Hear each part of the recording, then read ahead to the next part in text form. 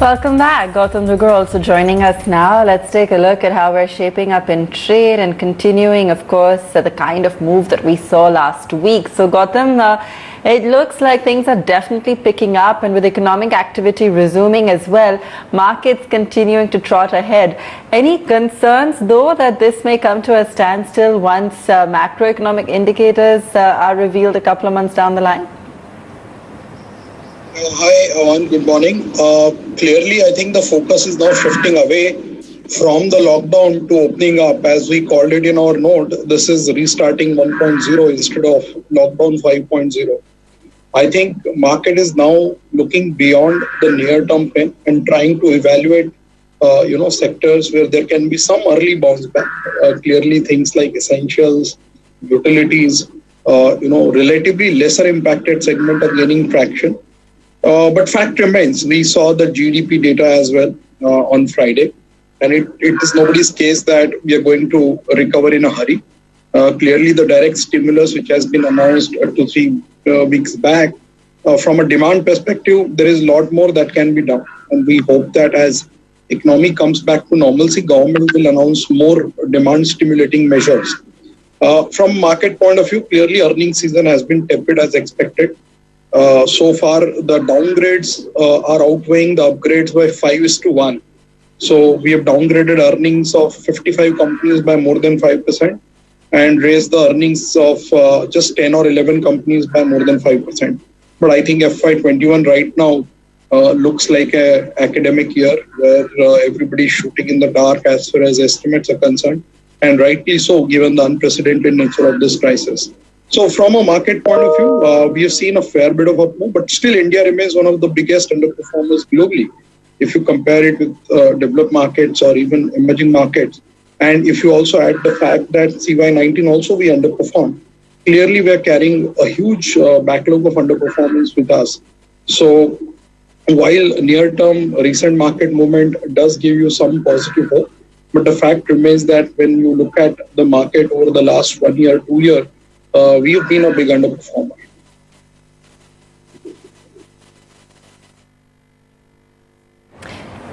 Right.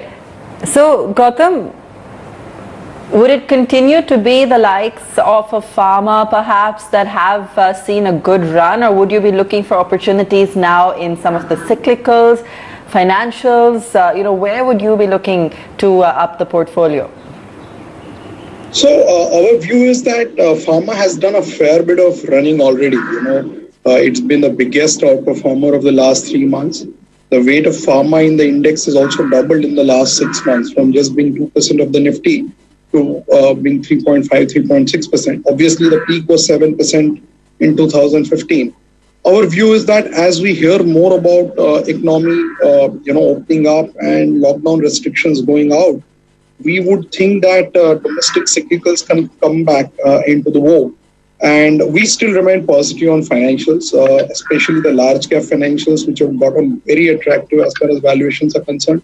In fact, if you look at the large cap financials and strip out the subsidiary valuations, the core lending book business is now available at a very reasonable valuations. Clearly, the next 6 months are going to be problematic.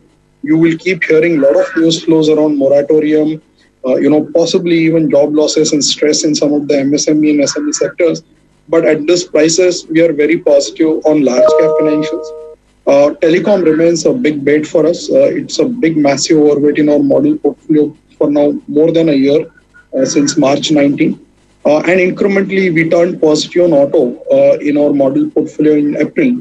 When prices had fallen substantially, we made auto an overweight from being a neutral. Clearly, caveat being we have stocks which have substantial cash in the balance sheet. Names like Maruti and Eicher are part of our model portfolio.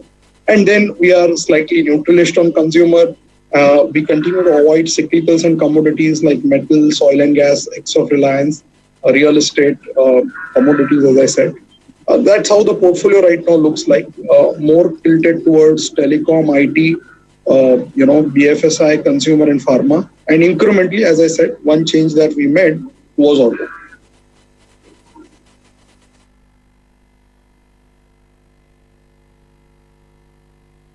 When you say change, did you turn bullish on autos, Gautam, or is that still a bearish call? No, we are now overweight in the model portfolio on autos. We've been neutralish for almost 2 years. We think that prices have corrected to a level from where it made no sense to be incrementally bearish. While things can take time to come back to normalcy, we just saw Maruti's numbers for May. It's down 90% almost, but still a slight bit of improvement. And we expect month on month now the improvement to begin, even though we may take some time to reach pre-COVID levels. But at 4,000, Maruti had 30% of the cash, 30% of the market cap as cash. Some of the two-wheelers were trading at 12, 14, 15 times. These are companies which have very high ROEs and high cash in the balance sheet. So selectively, yes, auto does look good. Clearly, we are avoiding names with global angle to it and names which have leverage on the balance sheet. We are more tilted towards domestic stories with cash on the balance sheet. So yes, it's a upgrade for us in auto as far as model portfolio is concerned.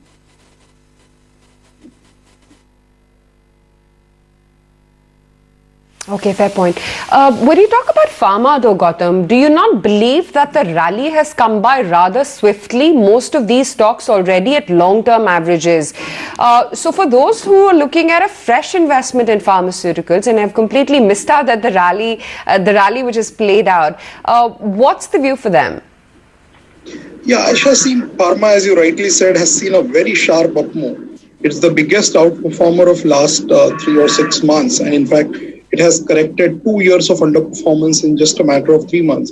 But as we have seen in the earnings season, we just by and large concluded for the large cap pharma, most of them have disappointed on operational front.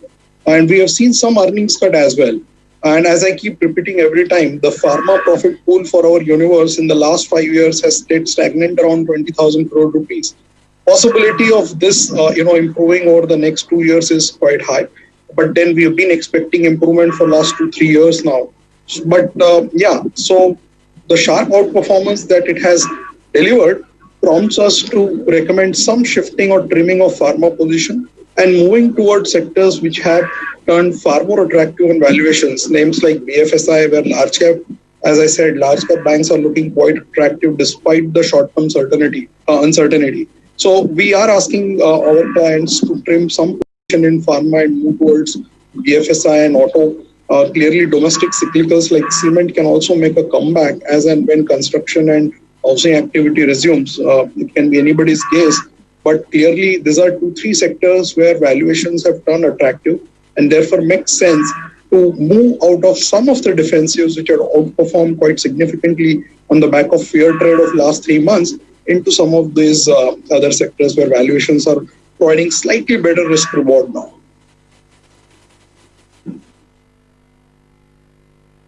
Joining in and sharing with us your outlook. Let's also hear it, take it across then to Jayesh, who's joining in to tell us a little bit more about how India